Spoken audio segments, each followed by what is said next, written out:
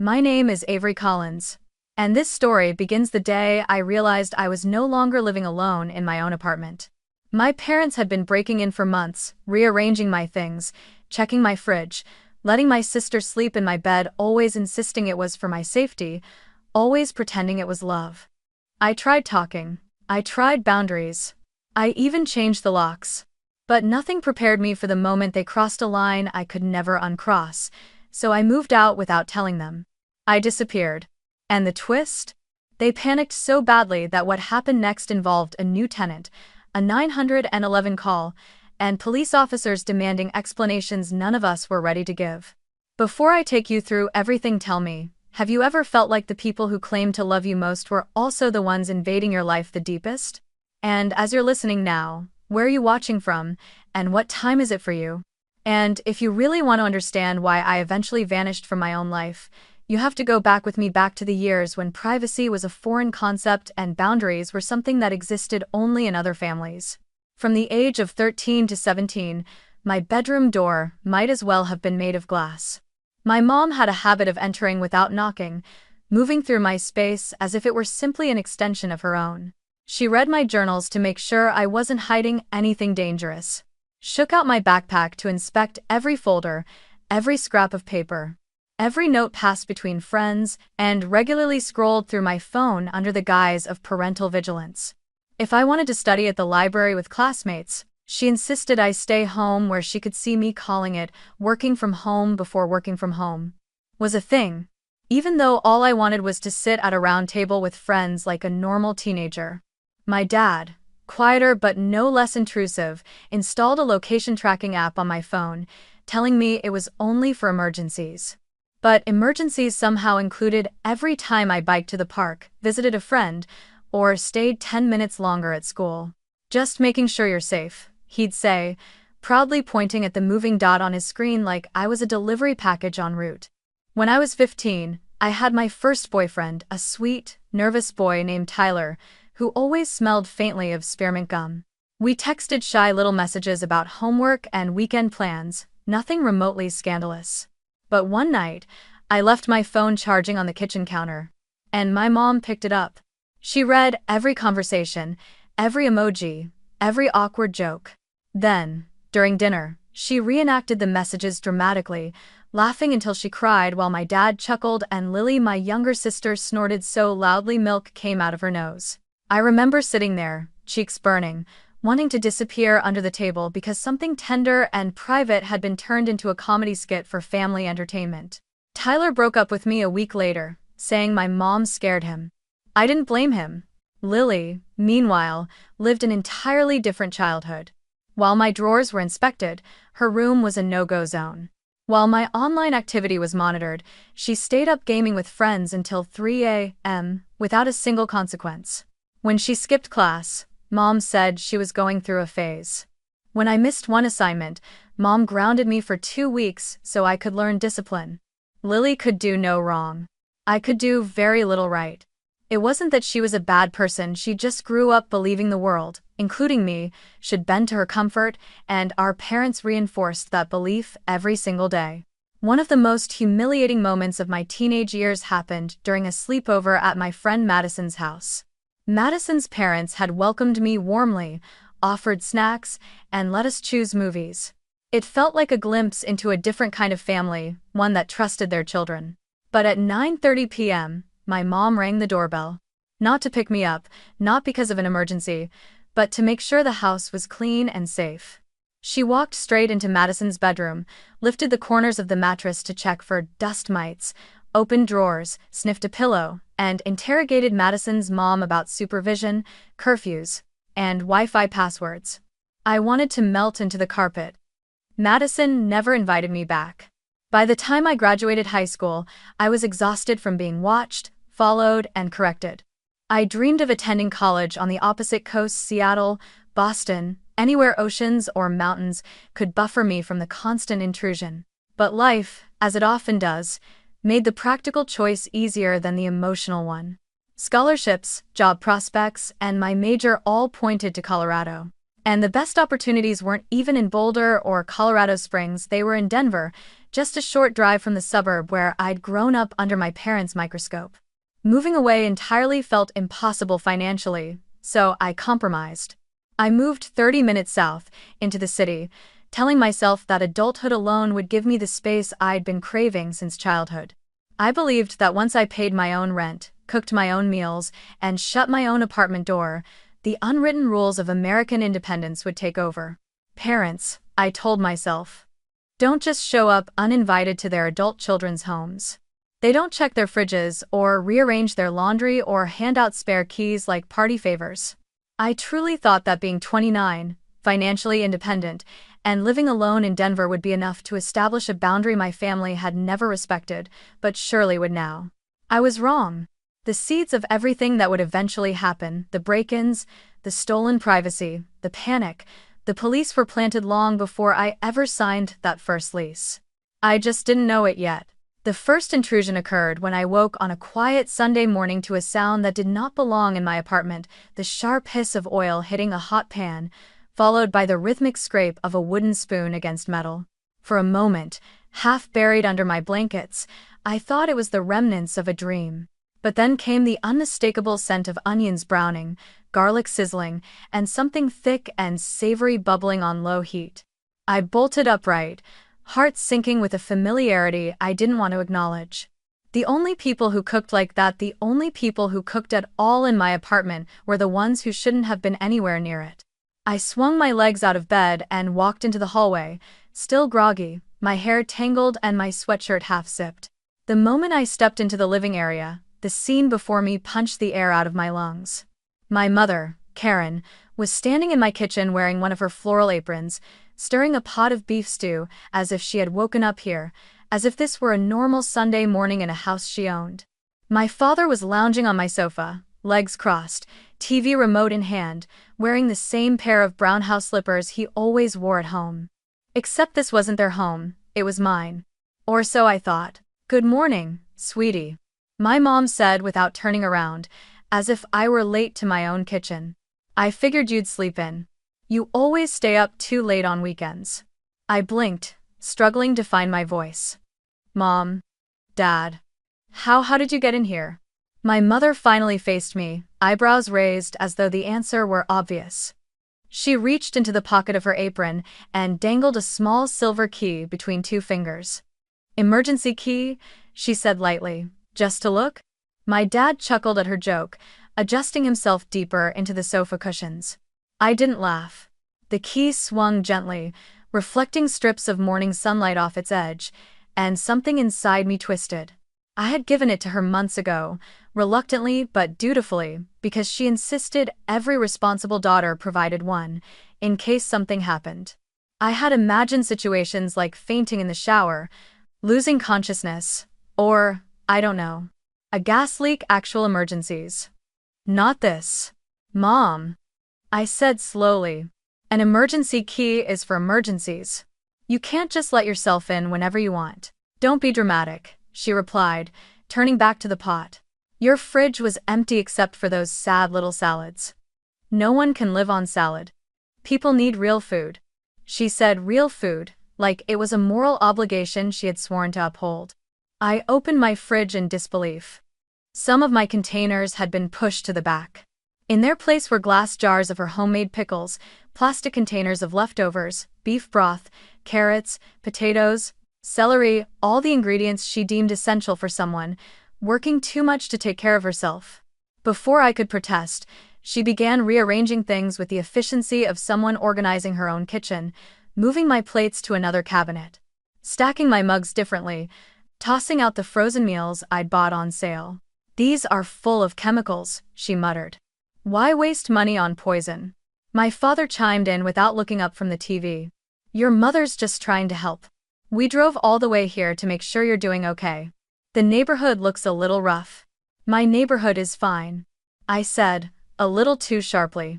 Mom turned, giving me the kind of look that made me feel 12 again. What kind of daughter talks to her own mother like she's a stranger? "We came because we care." She emphasized the last word, as if it invalidated everything else. I tried to steady myself. I just want you to text first next time. Or call, that's all. She clicked her tongue. Text? Call? For what? This is your home, but you're still my child. If I see my daughter isn't eating right or sleeping right, I'm supposed to ignore it? Before I could answer, she lifted the lid of the pot and stirred. Taste this. It's almost done. I didn't taste it, I couldn't. My mind was spinning. How many times had they done this before today? How many mornings had they been here while I was at work? Had they opened drawers? Read mail? Watched me sleep? The questions piled up, heavy and suffocating.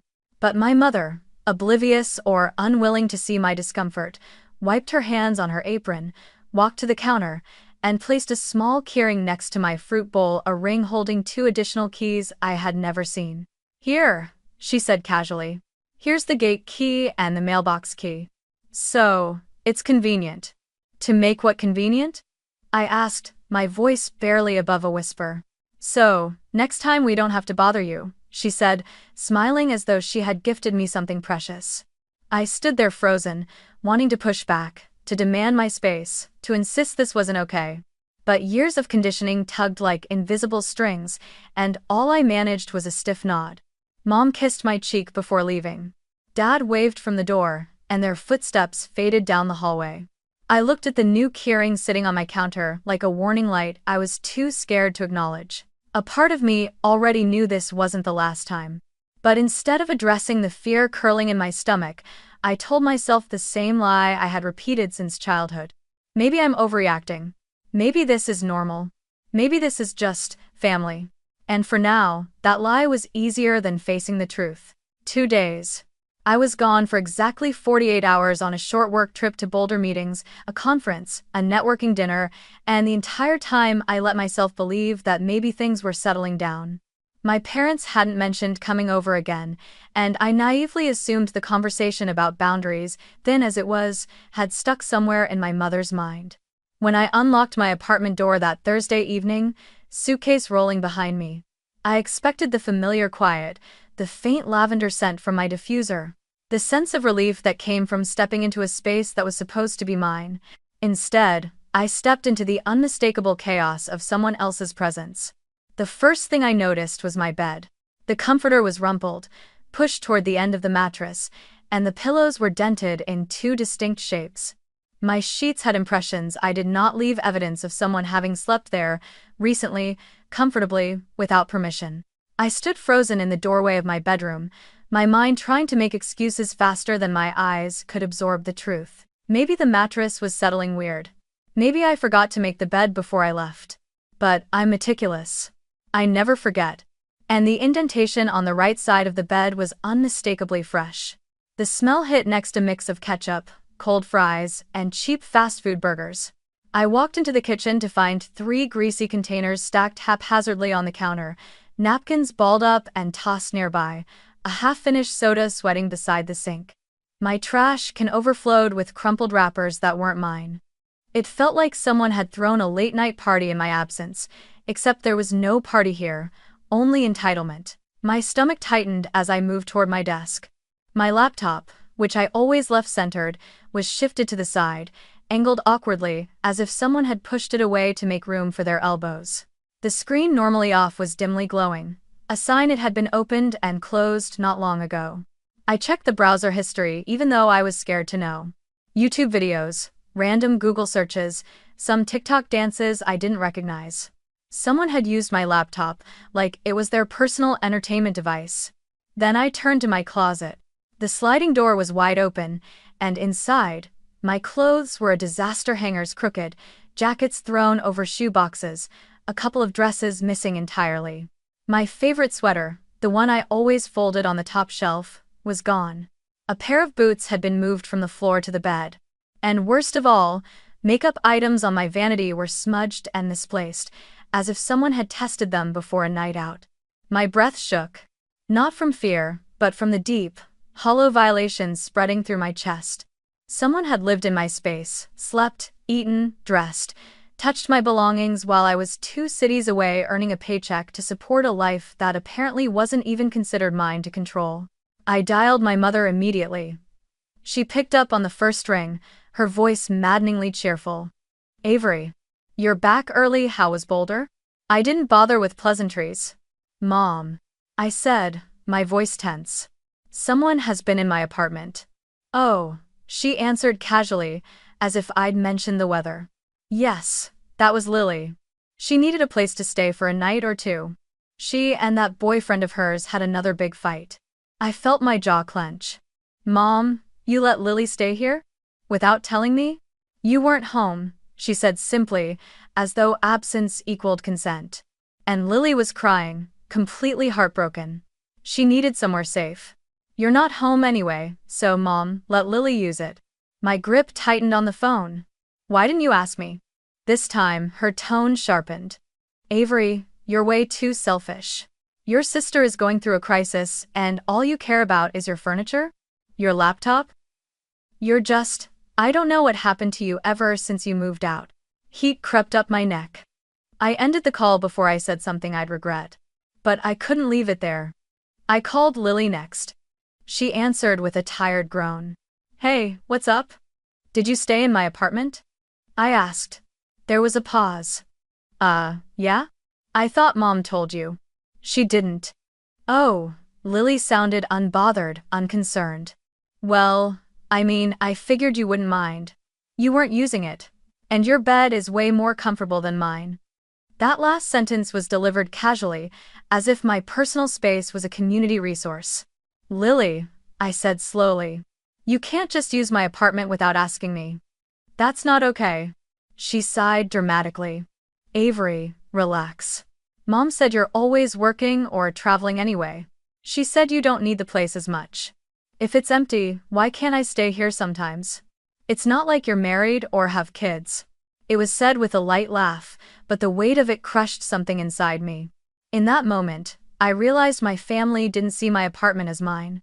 They saw it as an extension of the Collins household, a satellite location they could use whenever convenient, a spare bedroom, a storage unit, a crash pad, whatever suited the crisis of the day. When Lily hung up, offering a breezy, "Love you. Don't be mad," I stood in the center of my living room, surrounded by the mess they left behind, and felt my sense of ownership slip like sand through my fingers. My home, my sanctuary, had been reduced to a backup plan. A place I paid for, but didn't control. A place where my absence was considered permission. For the first time since moving out, a chilling thought settled over me. Maybe I wasn't living independently at all. Maybe I had just relocated the same problem into a new zip code. And with that realization, came something I hadn't felt since childhood, a deep, quiet dread that whispered, "This is only the beginning." I drove to my parents' house with a knot in my stomach so tight it felt like it was pulling my ribs inward. Their home sat in a quiet Denver suburb, the kind of place where lawns were trimmed with military precision and wreaths changed with every season. I parked in the driveway, staring for a moment at the windows glowing warm against the afternoon sun, wondering how a house that looked so peaceful from the outside could feel so suffocating the moment you stepped through the door. When I walked in, the smell hit me first: fresh apple pie. Cinnamon and butter melting into the air like a Norman Rockwell painting brought to life. My mother loved baking on weekends, and on any other day, I might have found comfort in it. But today, it felt manipulative, like she was weaponizing nostalgia. My father was at the kitchen table reading the paper, and my mother was pulling a pie out of the oven, cheeks flushed with pride. It looked like one of those commercials where everything is perfect: family, home, warmth. Except none of it was real, not today. "Hi, sweetie," my mom said brightly, setting the pie down. "You want a slice? It's your favorite." I didn't sit. "Mom," I said, steadying my voice. "I need the spare key back." The smile froze on her face, then dissolved. She turned slowly, her expression shifting from confusion to offense in a matter of seconds. "What did you just say?" I swallowed hard. "The key. I want it back." The timer on the oven beeped pointlessly in the background, slicing through the silence. My dad lowered the newspaper, frowning. My mom placed one hand on her hip and stared at me like I'd just told her I was moving to another planet. "Avery," she said, voice sharpening. I raised you for 29 years, and now you're telling me you want me to return a key to your home? You're acting like I'm some stranger. You came into my apartment without asking. I reminded her. You let Lily stay there without telling me. You went through my things. Mom, that's not normal. And it's not okay. She gasped, as if deeply wounded. Not normal? I'm your mother. I have every right to check on my child. I didn't snoop. I cleaned. I cooked. I made sure you were eating. I'm sorry, I cared too much. There it was, the classic turn, the emotional alchemy where her violations transformed into martyrdom within seconds. My father stood now, walking toward us with slow, deliberate steps. Avery, your mom didn't mean any harm. You live alone in the city. Things happen. It's dangerous. Parents keeping a key is common sense. Not if you use it whenever you want, I said. Not if you give it to Lily. Not if you treat my home like it's your second living room. My mom's face twisted. We didn't treat it like anything. We stepped in to help. We always help. That's what family does. And prove it in Poking's place, and in 9. She wiped her hands on a dish towel, suddenly trembling, tears forming quickly, too quickly, like she had spent years perfecting the performance. I can't believe you're doing this to me, she cried, voice cracking. After everything I've sacrificed? After working extra shifts so you could have school clothes? After paying for your driving classes, your dental bills, your... She faltered dramatically before continuing. This is how you repay me? By accusing me of, what? Caring too much? The air thickened until it felt like I was breathing, honey, heavy, slow, sticky with guilt. My father stepped beside her, putting an arm around her shoulders. Avery, he said with a sigh, we're not giving the key back. My heartbeat pounded in my ears. What? You heard me, he said firmly. We're your parents. We need to be able to check on you. If something happens, we can't just stand outside helpless. Having the key is reasonable. Reasonable? I almost laughed. Reasonable to whom? To parents who never believed I belonged to myself? To a family who thought adulthood was a suggestion, not a reality? My mother's tears flowed freely now, as she pressed her head to my father's shoulder, her voice muffled. She's pushing us away. She doesn't want us anymore. My father rubbed her back and shook his head disappointedly at me, as if I were the unreasonable one. We're not returning the key, Avery. And that's final. I felt something inside me harden. Break, maybe. But whatever it was, it made my voice come out calm, eerily calm. Then I'll change the locks. My mother's head snapped up. Her tears stopped instantly, replaced by wide-eyed disbelief. You wouldn't dare. Watch me, I said. For a moment, the room went dead silent, except for the faint ticking of the kitchen clock. My mother stared at me like she didn't recognize me, like I had become something dangerous, ungrateful, disloyal. Maybe in her mind, I had. But for the first time in years, I felt the faintest flicker of power, small, fragile, but real. I didn't wait for more dramatics. I didn't wait for the guilt, the manipulation, the accusations that I knew would follow. I picked up my bag, turned my back to their stunned expressions, and walked out of the house without another word. The smell of apple pie followed me out the door like a ghost of the family we pretended to be, but I didn't look back. And as I slid into my car and started the engine, one thought repeated quietly, relentlessly in my mind. If they won't respect my boundaries willingly, I'll build ones they can't cross.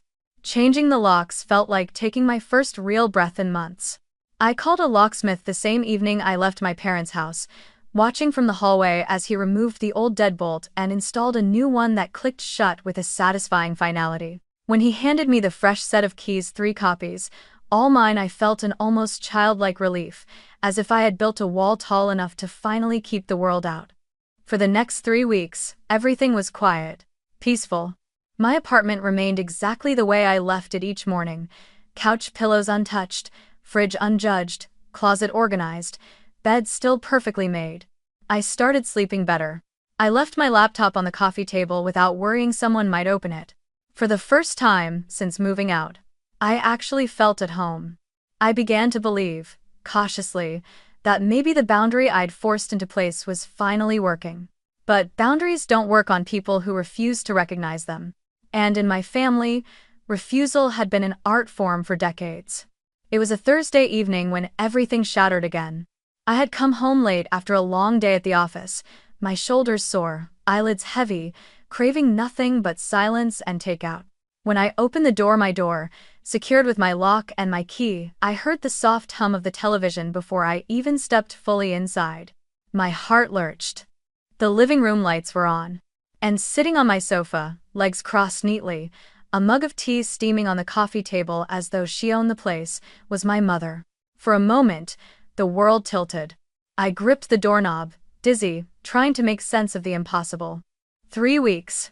3 weeks of peace, ripped apart in an instant. Mom? My voice cracked. How did you get in here? She smiled warmly, as if this were the most normal kind of welcome home surprise. Oh good, you're back. I was starting to worry you'd be late. She took a sip of her tea. Chamomile. She always drank chamomile in the evenings. That's not what I asked, I said, my chest tightening. How did you get in? She waved a hand dismissively, as though logistics bored her. I called your landlord, of course. Mr. Halstead? Nice man. Very understanding. She pronounced understanding like she deserved applause for her ability to charm him. My stomach dropped. You called my landlord? She nodded, proud. I told him I was concerned because you weren't answering my calls. I said you'd been acting depressed lately, working too hard, not coming out of the apartment. That you might, well, you know. She let the sentence hang suggestively, as if implying I might harm myself. Naturally, he panicked a little. He came to check. The locks were changed, so he didn't have a key anymore. I explained it was a safety issue and asked for temporary access so I could check on you myself. I felt sick. Mom, you lied. You told him I was mentally unstable just so you could get a key? She shrugged. I didn't lie. You have been distant, and you work too much. And you never answer fast enough. I worry, Avery. A mother's intuition is never wrong. I stared at her, stunned. You manipulated my landlord, I whispered. Do you understand how messed up that is? She frowned at my tone. Avery, why are you talking so weird? I'm your mother. If I'm worried, I'm going to get inside. The locks you changed made it impossible for me to check on you. So, I solved the problem. Mom, this is illegal, I said, my voice rising. Entering someone's home without their consent is illegal. Even if you're family. She stood up now. Affronted. Illegal? Illegal, Avery? I'm trying to keep my daughter alive and you're quoting law at me? Heat flared behind my eyes. I wasn't in danger. I wasn't missing. I wasn't depressed. I just wanted privacy. Privacy? She repeated, incredulous. Privacy from your own mother? What are you hiding that's so important? That question, sharp, suspicious, dripping with entitlement, slammed into me like a punch. It was the same question she asked when she read my journal as a teenager. The same one she asked when she scanned my texts, my call logs, my calendar. In her world, wanting privacy was proof of guilt. I stepped forward, keeping my voice steady only by force. Mom, you need to leave. She crossed her arms. I'm not leaving until we talk about this properly. There is nothing to talk about. She stared at me like I was being unreasonable. I have every right. No, I said louder. You don't. Her eyes narrowed. We'll see what your father says. She grabbed her purse, muttering in Vietnamese under her breath about how ungrateful I'd become, how American individualism had corrupted me, how Lily would never treat her this way. She walked out, but not before giving me a long, disappointed look that tried just as it always had to make me feel like I was the problem. The door clicked shut behind her. My legs felt weak.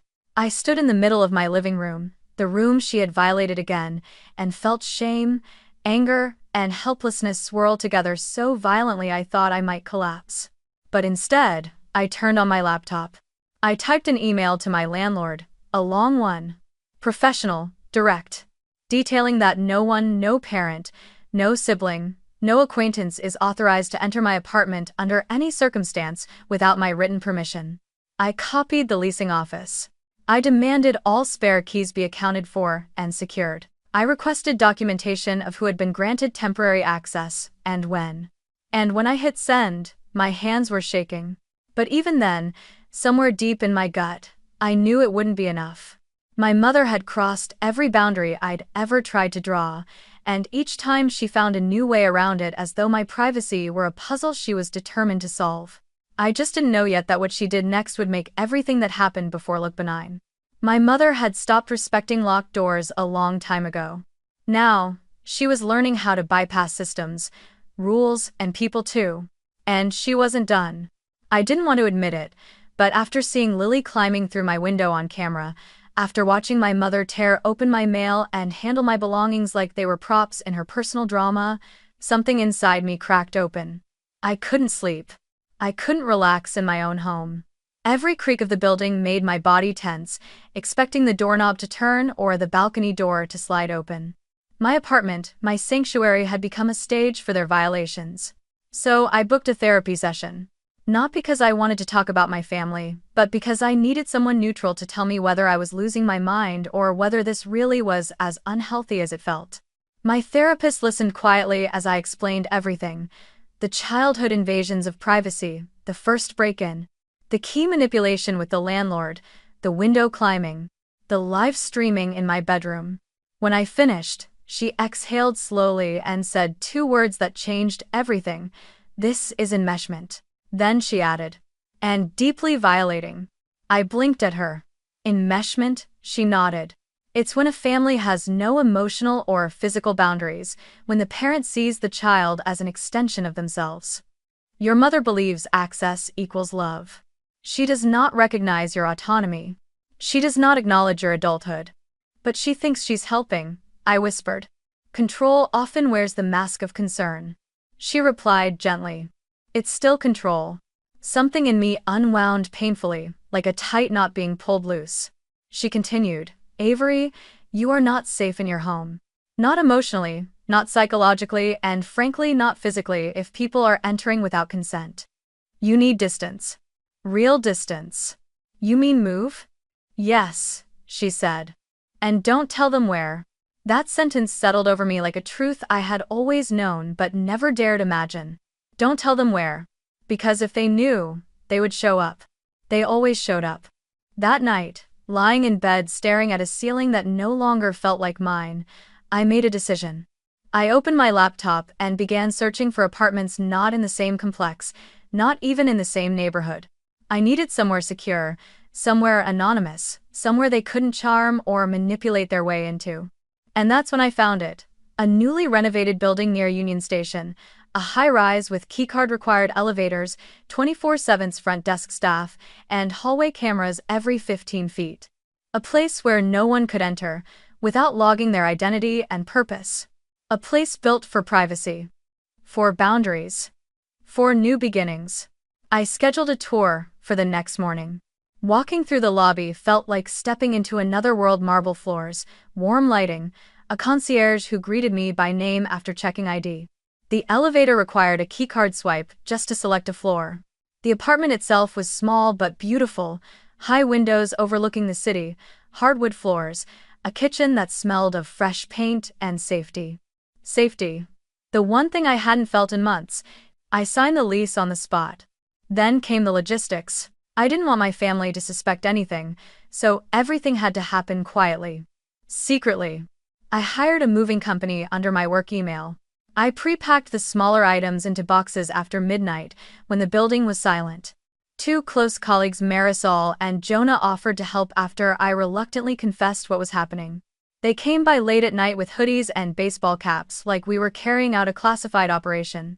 We packed everything carefully, whispering even though no one was around. Your mom really climbed through the window? Jonah whispered as he taped a box. My sister, I corrected. My mom just walked in through the front door like she always does. He shook his head. Girl, you're not moving. You're escaping.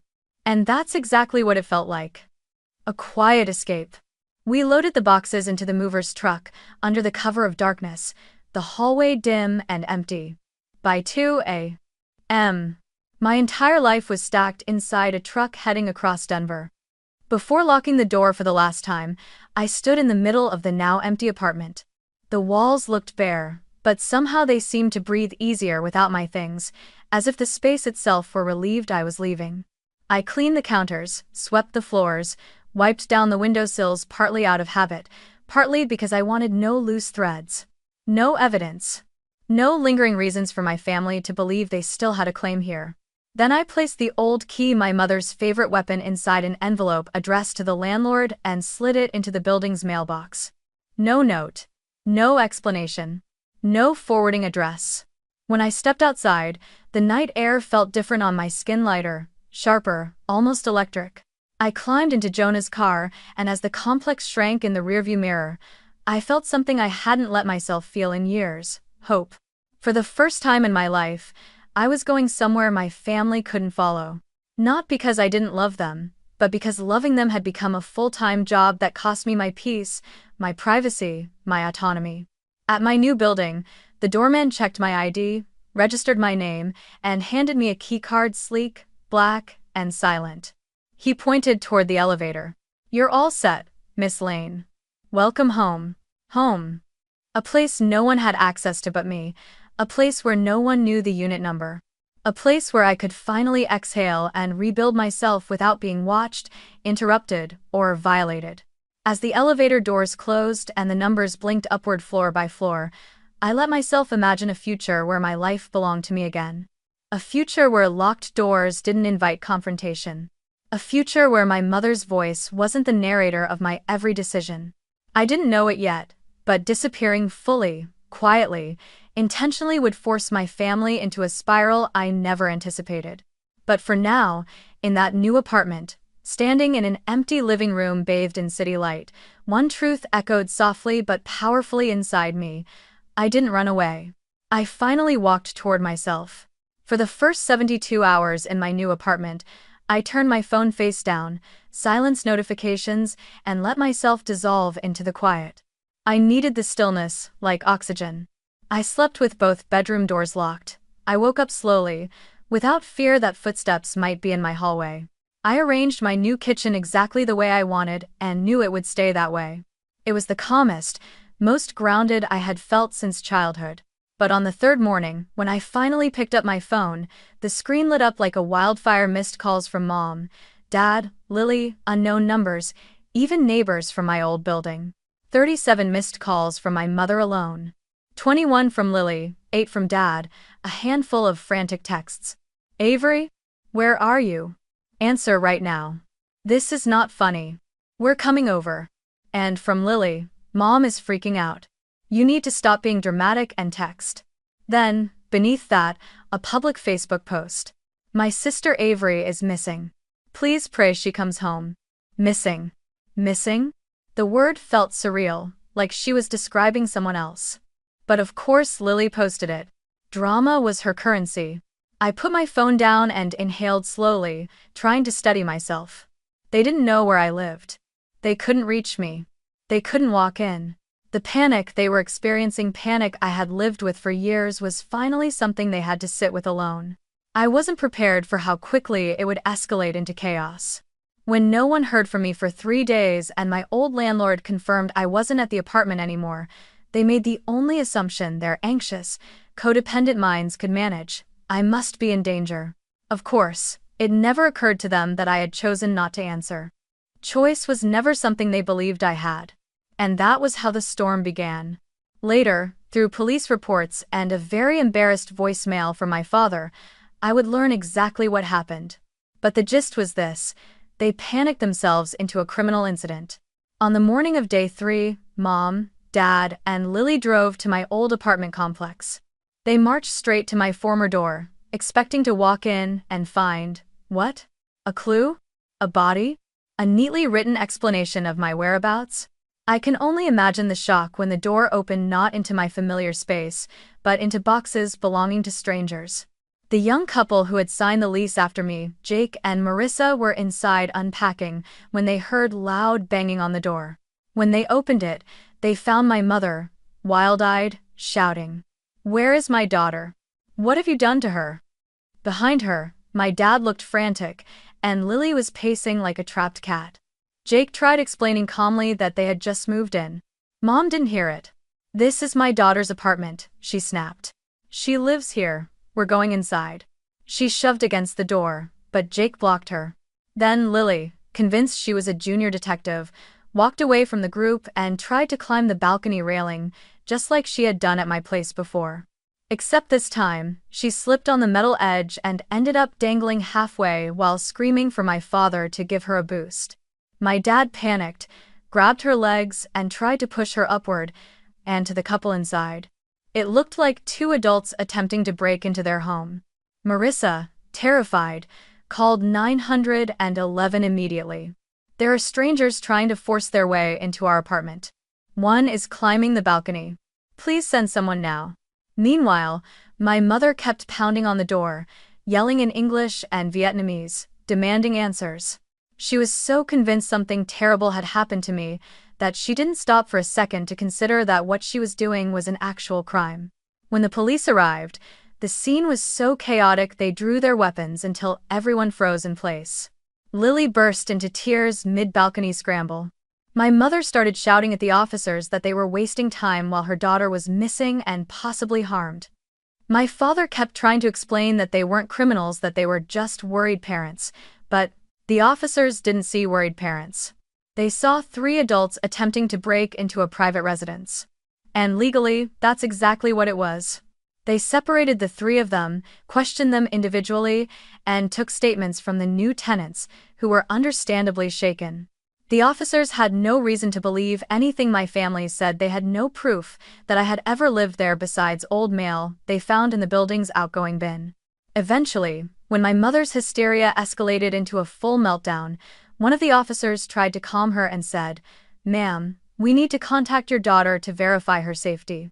Do you have her phone number?" My mother sobbed that I wasn't answering. So the officer looked up my name through dispatch and called the emergency contact number associated with my old lease, my cell phone. I was in my new apartment folding kitchen towels when the phone rang. Unknown number.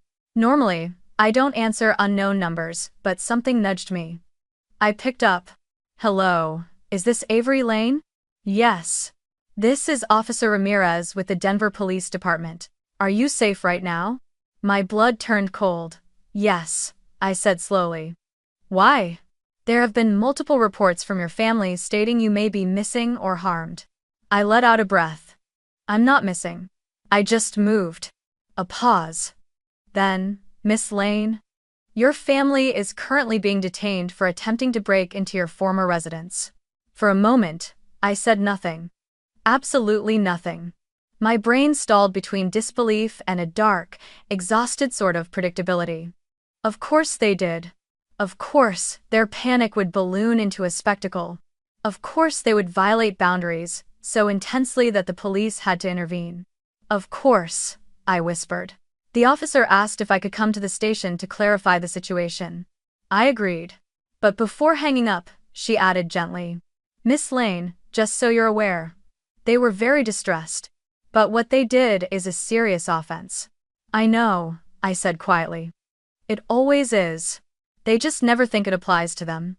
Perforad shicks, in his nose and italis. When I hung up, I stood in the middle of my spotless, silent apartment, the city lights stretching across the window like faraway stars. For years, I had begged them to see my boundaries. For years, they had walked right through everyone. Now the world, the law, was finally forcing them to stop. And this time, I wasn't the one panicking. The police station was quieter than I expected. Not silent. Phones rang occasionally, doors opened and shut, officers moved briskly through hallways, but quieter than the chaos that had led all of us there. A receptionist directed me to a small conference room where an officer waited. When I stepped inside, the first thing I saw was my mother. She was seated at the table, shoulders trembling, mascara smudged in uneven streaks down her cheeks. My father sat stiffly beside her, jaw locked, hands clasped so tightly his knuckles had turned white. Lily paced in the corner like a restless child, arms folded, eyes darting everywhere but toward me. The moment my mother saw me, she burst into fresh tears. "Avery," she cried, her voice shrill with a kind of desperation that felt rehearsed. "If you hadn't disappeared, none of this would have happened. Do you know what we've been through these past days? We thought you could have been. Her voice broke, and she covered her mouth dramatically. I didn't move toward her. I didn't hug her. I didn't apologize. For the first time in my life, I refused to fold myself into her emotional storm. Instead, I took the seat across from them. Straight-backed, calm, steady. The officer who had called me Officer Ramirez stood to the side, watching closely. My mother reached across the table as if to grab my hand, but I slid mine out of reach before she could touch me. Her face crumpled at the rejection. Avery, she said again, softer. If you hadn't run away from home, we wouldn't have ended up like this. We wouldn't be here if you hadn't disappeared without telling us anything. I exhaled slowly. Mom, I said, voice measured, I didn't disappear. I moved. And the police had to get involved because you tried to break into someone else's apartment. Dad huffed in frustration.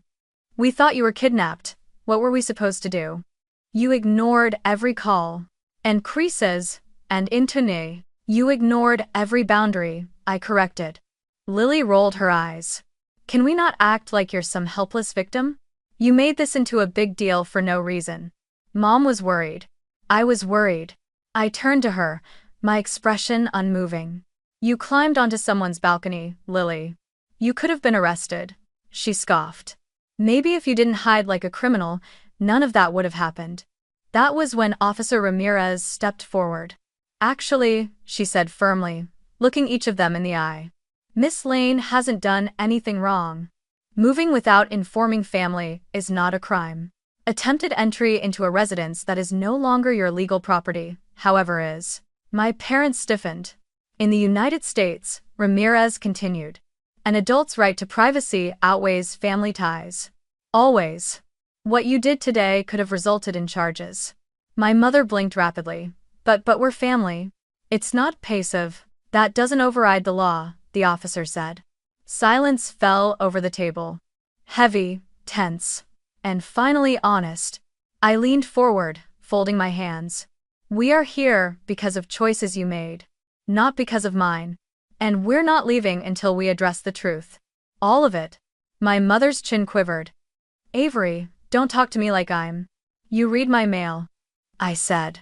She froze. You opened my packages. You came into my home without permission. Multiple times. My voice remained level. You gave Lily my key. You let her use my space while I was gone. She live-streamed in my bedroom like it was her own. Lily flushed bright red. It was just for fun. It was my room, I said. My private space. And you had no right.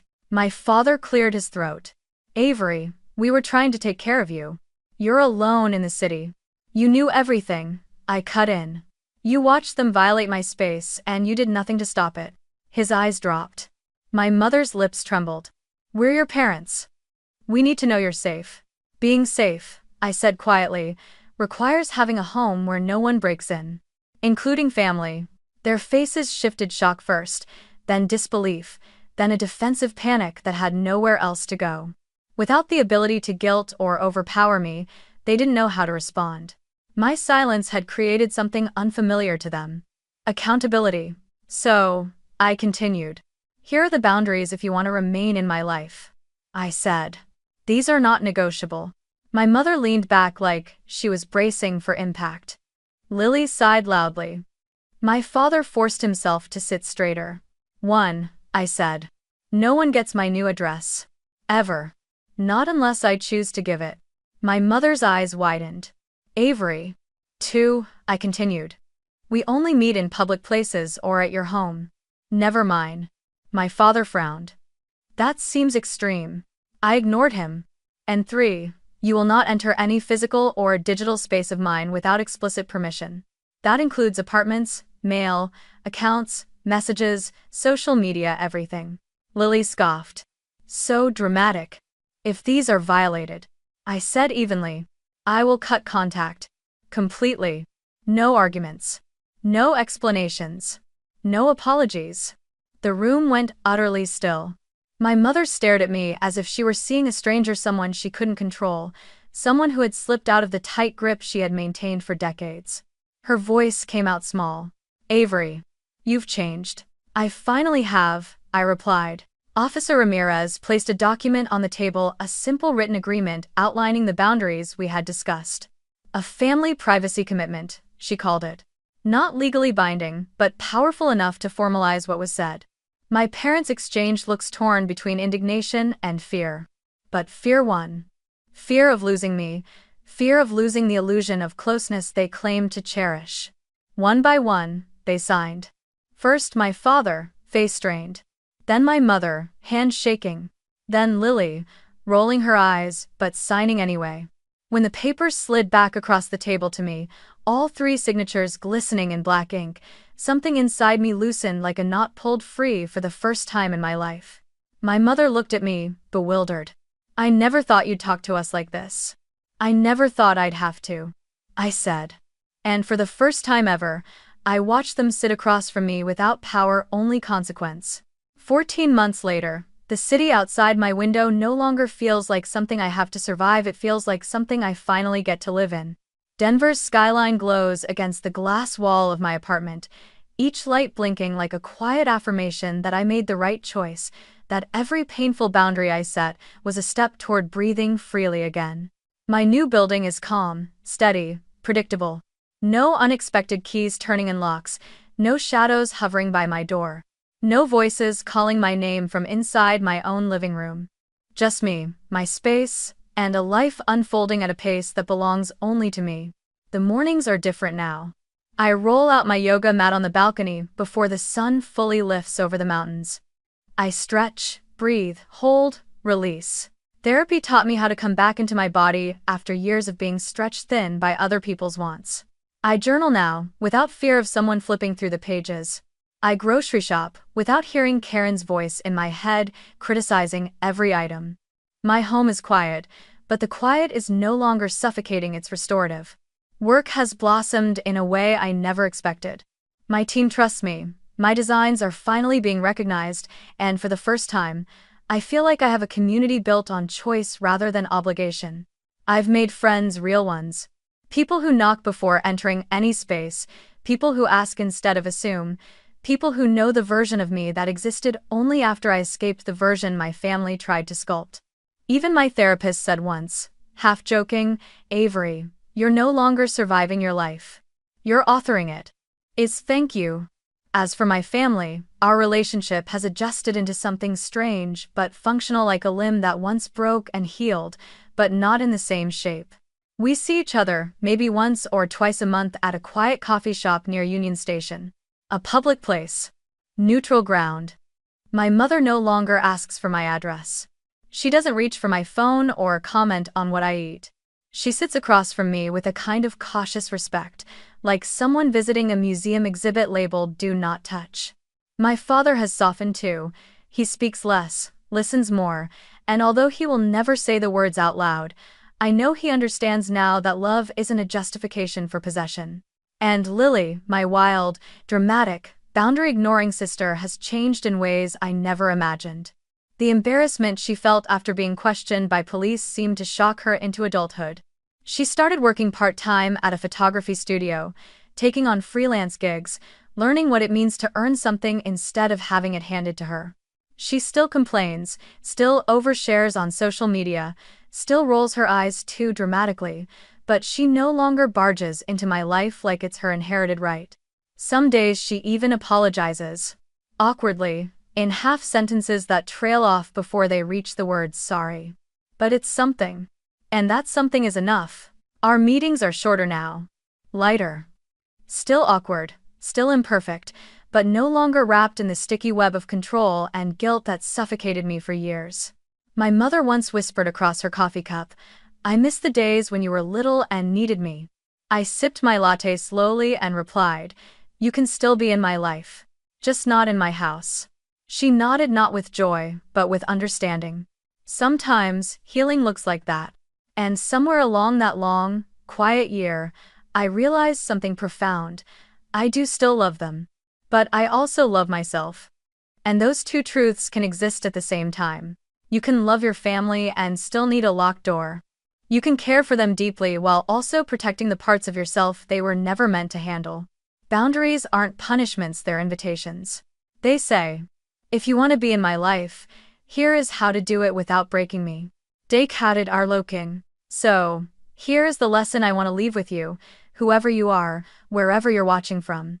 Your peace is not selfish. Your privacy is not disrespect. Your boundaries are the bridge, not the barrier to healthier relationships. Anyone who loves you will learn to meet you there.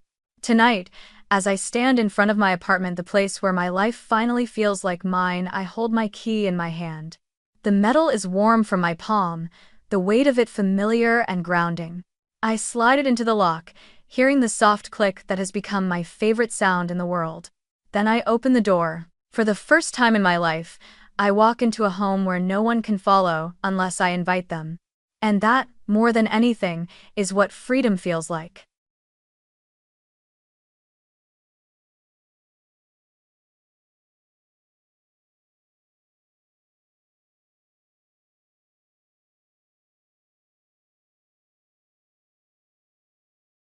Oh, I just sat there for a while like I just watched a family drama, but without a happy ending like a Korean drama. Instead, it was so realistic it was heartbreaking. As someone who grew up in an overly protective family, the kind where parents always want to know everything from friends to chat history, I found Avery's story struck a chord with my deepest fears. When personal boundaries are blurred, you lose not only your personal space, but also yourself. It made me both angry at her parents' control and proud that Avery dared to disappear to save herself. Let me share my honest feelings, like I'm confiding in you, along with an analysis of each detail and the lessons learned, because this story isn't just about suffering, but also teaches how to escape from the most toxic relationships, family. This video reminded me of real-life stories on forums like Reddit's r/raised by narcissists, where people share about toxic parents disguised as loving parents. Avery wasn't the rebellious or cut-off type. She chose to act silently, only for the truth to hit her family in the face. I felt sorry for her teenage years, controlled to the point of losing friends and self-confidence, but at the same time, relieved that she found peace in adulthood. And Avery's parents? Oh my God, that kind of love turned to poison annoyed me. They thought intrusiveness was caring, but in reality, it was selfishness, a lack of respect for their child as an independent individual. After watching it, I wondered, did my parents ever do that? And now, if I have children, I will teach them about boundaries early on. This isn't cheap drama, but a reminder that family is not an excuse for control. I will follow the flow of the story, analyzing each piece to clearly see the escalation of control and how Avery shifts from victim to active participant. It's like a vivid diary, full of everyday details but with immense weight. Opening plot: childhood trauma and favoritism towards the younger sister. From ages 13 to 17, Avery's mother, Karen, read her diary, checked her backpack and phone, and even reenacted her first boyfriend's text messages in front of the whole family, leading to their breakup. Her father installed a location tracking app, while her younger sister, Lily, was spoiled, playing games late into the night and skipping school freely. Avery was severely punished for minor offenses. Analysis: this part gave me goosebumps because it was so familiar. Control starting from for safety, but gradually becoming a tool of manipulation. I was angry at Avery's mother for not realizing that publicly intruding on her children's private lives wasn't love, but a destruction of trust. The favoritism towards Lily was even worse. It created underlying jealousy, making Avery feel like a bad child just for daring to demand independence. This plot point builds the foundation for the emotional arc, from a shy girl to a decisive woman. Personally, I think if Avery had told someone like her teachers about this sooner, things might have been different, but it also shows the power of silent endurance. First break-in and escalating trespassing in the apartment. After moving to Denver, Avery thought she was independent, but her mother used the emergency key to cook, organize the refrigerator, and throw away her frozen food. 2 days later, Lily stayed overnight without permission, used the laptop, and left fast food scattered around. Avery demanded the key back, but her parents resorted to a tearful guilt trip, forcing her to change the lock. Then her mother tricked the landlord, claiming Avery was depressed, to get in again, drink tea, and refuse to leave. Lily climbed out the window to live stream from her bedroom, and her mother opened the emails. Oh my God, this part made my blood boil. It clearly shows the escalation, from caring, cooking, to invasion, opening emails, using personal belongings. I felt helpless for Avery because she tried, changing the lock, emailing the landlord, but the family used the mom is worried about her child excuse. The plot twist of the mother tricking the landlord is a good one, showing manipulation not only with children, but also with outsiders. As a man, I wonder, if my father did that, would I dare to cut ties? It underscores that privacy is a fundamental right, not something to be earned by proving you're okay. The decision to move secretly and the family's panic. Avery secretly moves into a high-security apartment building, card access elevators, cameras, hires nightly cleaning staff and friends to help, and sends her old key anonymously to her previous landlord. She turns off her phone and enjoys the peace. Her family panics. Her mother posts, Avery missing, on Facebook and rushes to her old apartment, now owned by the new couple, Jake and Marissa. Her mother bangs on the door, demanding entry. Lily climbs onto the balcony. Almost falling, her father assists, making it look like a break-in. This is my favorite part, the karma kind of thing. Analysis. Avery doesn't confront directly, like arguing, but uses clever action, silently disappearing, to force her family to face the consequences. Their panic reveals its true nature, not genuine worry, but fear of losing control. Lily climbing the balcony is the climax of dark humor, but also tragedy.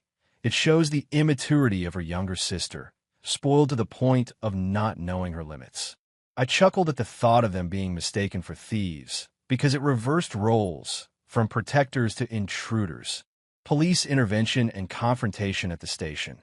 Marissa called 911. The police arrived, drew their guns, and detained the family on suspicion of trespassing. Officer Ramirez called Avery to confirm she was safe and had moved out. At the station, Avery recounted everything, breaking in, using the wrong key, opening mail. The police explained that privacy was more important than family relationships, and prosecution was possible. Avery set limits. No new address, only public meetings, no further intrusions, or else a permanent break. They signed a family privacy agreement. This part was both moving and satisfying at the same time. Analysis. This was the legal climax, not dramatic like an action movie, but realistic, the police acting as mediators, forcing the family to admit their fault. I admire Avery for calmly listing the evidence, not letting emotions overwhelm her. The twist was the family crying and blaming the other. The child's disappearance is the child's fault, but it failed because the law sided with Avery. Personally, I see it as therapy. Confrontation isn't about winning or losing, but about establishing boundaries. Conclusion. 14 months later, and the change Avery is doing well now. Yoga, journaling, career advancement, and genuine friends. Family contact is limited, awkward, but more respectful. Lily has matured a bit and offered an indirect apology. Avery loves them, but prioritizes himself, viewing boundaries as a way to invite a healthy relationship. This open ending warms my heart. Analysis. It's not a 180-degree change, but rather a gradual progression. Avery's emotional arc from fear to empowerment is a powerful message. Escaping enmeshment isn't about cutting ties, but about redefining. The final message, they're trying, offers hope but also serves as a reminder to be vigilant. This story serves as a guide for anyone struggling with a controlling family. I've gleaned a few immediately applicable lessons, not just theoretical ones. Boundaries are not selfish, but self-love. Avery faced a guilt trip for not letting her parents worry, but the lesson is, if they truly love you, they will respect you. Set boundaries early, like changing locks, limiting sharing, before you have to disappear. Silence is more powerful than confrontation. Avery didn't argue, but moved discreetly and let the law intervene. Lesson learned. In toxic relationships, including family, evidence and concrete actions, like calling the police, are more effective than words. Don't be afraid of they'll be angry. Fear of losing yourself is worse. Control is often disguised as love. That Avery's parents used worry as an excuse, but it destroyed trust. The lesson for parents: teach your children independence from a young age. Don't constantly monitor them. And for children, seek the help of a therapist or lawyer if necessary, as Avery did, to get an objective perspective. Family can change, but you have to prioritize yourself. 14 months later, they respect each other more because they were forced to. The lesson: loving your family doesn't mean tolerating everything. A temporary break can be a way to a healthier relationship. And remember, you deserve your own space, whether it's your bedroom or your life. In short, this video is a bitter but necessary dose of medicine for anyone feeling overwhelmed by their family. It reminded me to call my sister to check if she was okay, and to hug my mom tighter, but with the reminder, I need some space. If you've ever been through something similar, this story will be incredibly motivating. What do you think? What scene haunted you the most? Tell me.